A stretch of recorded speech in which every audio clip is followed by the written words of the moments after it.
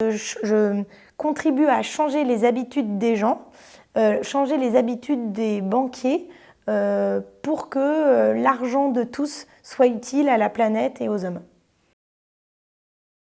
Je m'appelle Adrienne Aurel-Pagès, je suis directrice de l'engagement citoyen à la Banque Postale, en charge de définir et de mettre en œuvre la stratégie de finances durables du groupe.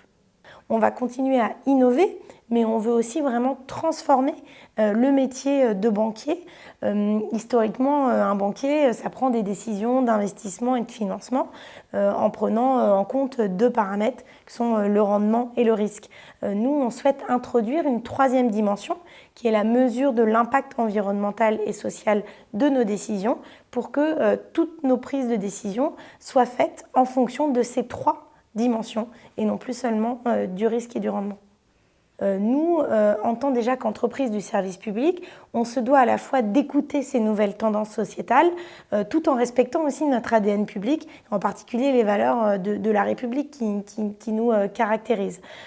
Donc on répond effectivement aux attentes de nos clients et en même temps on peut aussi être pionnier sur cette dimension-là en proposant des nouvelles offres de produits et de services. C'est par exemple ce qu'on fait avec Carbo, qui est donc l'application qu'on intègre au fur et à mesure dans la banque en ligne de la Banque Postale, qui est une application d'une jeune start-up qui a été incubée dans notre incubateur de plateforme 58, qui est présente aujourd'hui sur Vivatech et qui permet à chacun de calculer l'empreinte carbone de sa consommation.